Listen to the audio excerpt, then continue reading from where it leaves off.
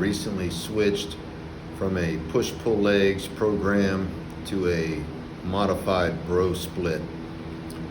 Now, my background was in competitive powerlifting. From 1987 to 1991, I competed in powerlifting. I started out as a teenager, and I competed one meet in the USPF, and second meet as a teenager in the APF in Lakeland, Florida.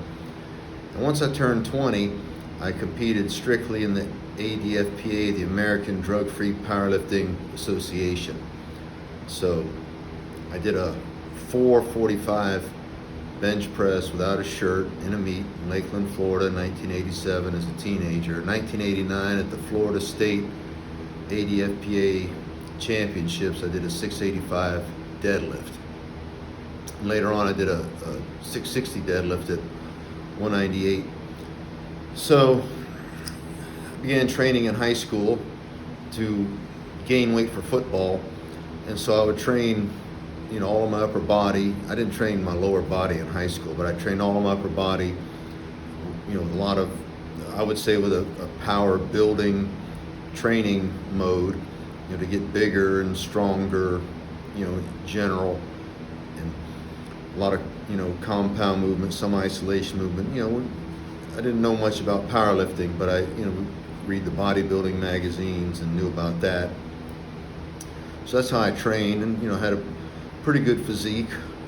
I was able to bench 400 before I left high school, and so I had a pretty good physique from my training in high school. Once I got into powerlifting,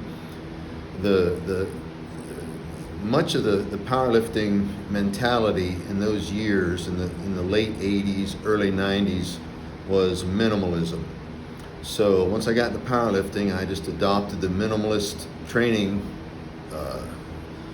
mode, and I trained squat, bench, and deadlift mostly, just very little assistance and linear progression. And so I don't think I really ever reached my potential like I could have if I would have, known what I know then, what I know now.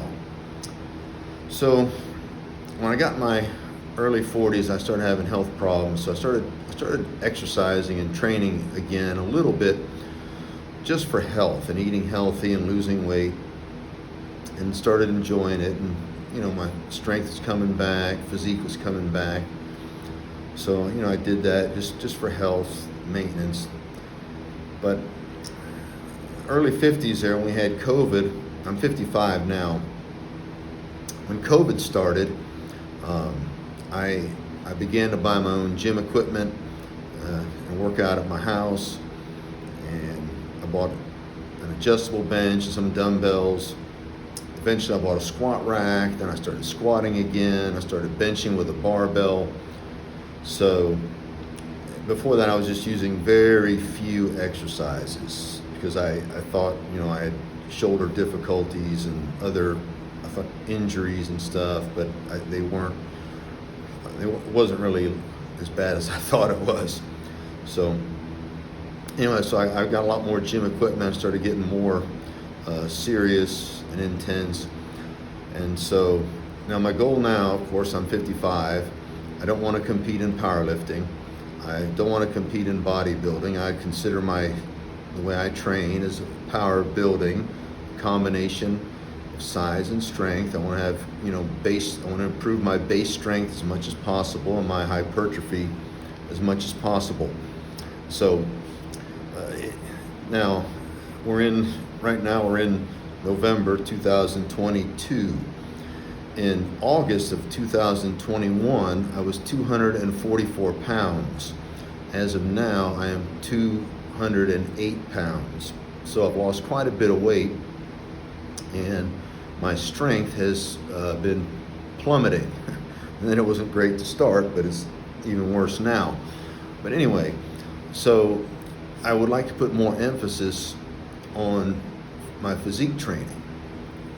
But I'm still doing my strength work. It's just difficult to progress in strength when you're always losing weight, cutting weight. So I decided to switch from push-pull legs to a bro split. Now, I never liked the idea of I know everybody says, all the natural guys say, and I'm Lifetime Natty, all the natural guys say the worst type of training that you can do is a bro split. And I never liked the bro split because it was so infrequent. You train a muscle once a week and you don't train it again. That was a big problem for me. The other thing that I didn't like was that I didn't think I could do enough quality sets in one workout, to get enough volume in one day for the whole week. So usually I feel good for, 7, 8, 9, maybe 10 good sets. After that, I just have to be doing, junk volume or just, exercise that were so easy and light that I don't think it would do much for them. I guess that's junk volume too. So these are the two problems I have with the bro split. But the problem that I have with push-pull legs, which I thought was the best split for power building, I thought it was better than a full body. I have some ideas where I think I could probably work that well, but and upper lower I didn't think was good because it's too much upper body to do in one day. So now if I was going to compete in powerlifting right now, I probably would do upper lower, but I don't want to compete in powerlifting right now. It's not my goal. My goal is base strength and hypertrophy, not a 1 rep max in the power lifts. And I'm not interested in trying to compete in bodybuilding either, of course. I'm not going to take drugs. But so one problem with push-pull legs is that you do a push-pull legs or a push legs pull, and then you take a day off, or even if you don't take a day off, you're only training each muscle every 4 to 5 days. So the frequency there is not that great either. Better than a bro split, but not that great. Also, it's hard to get enough volume in with the push-pull legs because, the big problem I have with push-pull legs is that I'd work all my muscles, okay, but I can't emphasize any of them. On push day, you do your chest, your shoulders, your triceps. So I do my bench presses, 3 or 4 sets, and then I got to hurry up because I got to do my triceps, got to do my close grip bench, which is sort of chest, but not really. It's more of a tricep exercise. And then I got to hurry up because I got to do my shoulders, got to do my overhead pressing, and then you got to do your lateral raises and your push downs. And so I'm working out 2.5 hours, which that's okay. I don't mind that. I mean, I like that. But I'm working out 2.5 hours and I'm working all these muscles, but I can't emphasize all of them like they should be. So maybe the chest is getting sufficiently overloaded, but by the time I get to my shoulders, by the time I get to my triceps, I'm already so fatigued I can't overload them. I'm underloading them. They're not getting the stress that they could get if I devoted a single day to them. And by that time I'm already tired, I'm mentally tired, I'm running out of time, so I have to rush through it. So that was the big problem. So I decided to try. The other thing is that with push-pull legs, you also have a problem getting in enough volume, because let's say on your push day, you do your benches, 3 or 4 sets of bench, and then you're gonna do 3 or 4 sets of incline, and then 3 or 4 sets of dumbbells, and then you're gonna do your triceps, and then you're gonna do your shoulders. I mean, you're gonna be there forever. At least I am. I don't know how these guys. Maybe they do it. More power to them. I'm not mocking, but I don't know how I just don't know how they do it in an hour and 15 minutes. It takes me about an hour to warm up to just do my strength work. But it wasn't like that when I was a younger man. Anyway, so problem push-pull legs, the frequency's not that great. It's hard to get in enough volume per week, and so it's kind of the same problems you have with a bro split that I didn't like about a bro split. So I decided to try a bro split, and I've been doing a bro split, but it's a modified bro split, and I kind of want to share how I modified a bro split, and I think it might help people work well, and may not be anything new or revolutionary to people listening, but then again, it might. In any case, I'd like to talk about it. So let's say here's what my modified bro split is. Okay, day one chest. Okay, chest day. So 3 to 4 sets of everything I do. So I'm focusing just on chest, or mainly chest. Okay, 3 to 4 sets of bench press variation. For me, variations. I use different bars, okay, and different angles and different grips. 3 to 4 sets of bench press variation. 3 to 4 sets of incline bench variation. 3 to 4 sets of dumbbells. Okay. 3 to 4 sets pec deck. 3 to 4 sets of reverse pec deck, which is shoulders, but it's for, shoulder health and shoulder hypertrophy. And it gives you more volume for your shoulders on this day. Now, when you finish your chest, I would throw in 3 sets of chest supported rows. Now, day 2, leg day. Excuse me. Day 2, leg day. Now, personally, I always start out, I always do my squats. I do wide squats and narrow squats, both, every squat session. One workout, I'll squat heavy wide and light narrow. The next squat workout, I'll squat heavy narrow and light wide. So I have different variations, which is different bars, and I rotate my stances. I have a wide stance and a narrow stance with a buffalo bar, wide stance and a narrow stance with a safety squat bar, wide stance and a narrow stance with a spider bar, and front squats with a safety squat bar. So I rotate those, and then I do good mornings with the same bar that I'm using to squat with. But of course, by the time I get to my good mornings, I'm already fatigued from doing all these squats. So there's several sets of wide squats, several sets of narrow squats. And then your legs are already fried, at least mine are. And then good mornings.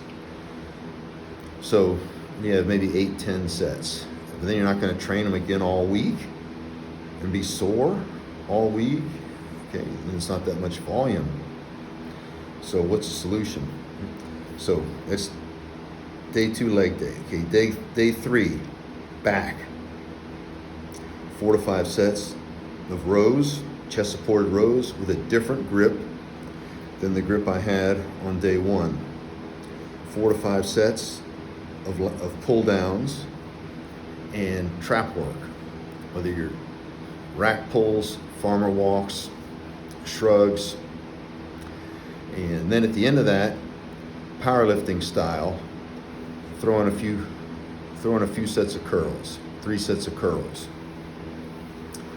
Now on the back day, if you prefer, once you finish your rows, you can do 3 sets of dumbbell bench presses with a different angle than the angle that you used on chest day. That gives you more volume and a greater frequency for the week. That way you're not training your chest muscles just once a week, okay, one time for the whole week. And it gives you more volume. So whatever you did on Monday, or on day 1, chest day, we did 8 quality sets, 10 quality sets, 12 quality sets. Now you've got 3 more sets for the whole week. And greater frequency. So day 1, chest. Day 2, legs. Day 3, back. You can do it in a different order if you like. Day 4, shoulders. So press variation, overhead barbell press variation, overhead dumbbell press variation. Now, if it works out better, instead of doing the dumbbell bench after your rows on your back day, you could do your dumbbell bench after you do your overhead pressing on your shoulder day. 3 sets, different angle than the angle you used on chest day. 3 sets. Then do your lateral raises, and you do your rear delts. Okay, reverse pec deck. Day 5, second leg day. Start out with good mornings. This way you can up the intensity on your good mornings. Good mornings are still, even though there's axial loading there and it's fatiguing to the central nervous system, they're still relatively easier to recover from than heavy squats and stiff-legged deadlifts, Romanian deadlifts. So you can, and now you're starting out your good mornings fresh instead of at the end of your workout. So greater intensity on the good mornings on your second leg day, on day 5. After that, just do leg machines. You could do some leg presses, do your leg curls, leg extensions, adductor, abductor machines, 3 to 4 sets. That's it. Day 6, your arm day. Start out close grip bench variation. You could do it flat, you could do it on an angle, 3 to 4 sets. After that, skull crushers, 3 to 4 sets. Tricep push down, overhead tricep push down, 3 to 4 sets. Now, once you finish your triceps on your arm day, I'll throw in a couple sets of shrugs. Work the traps. Get in some more volume so I'm not just working the traps once per week. After you do that, before I train my biceps, do 3 sets of lat pull downs. That way you're getting in greater frequency on your back, which is a large muscle. You can handle a lot of volume and a greater frequency. And then you train your biceps. You do your,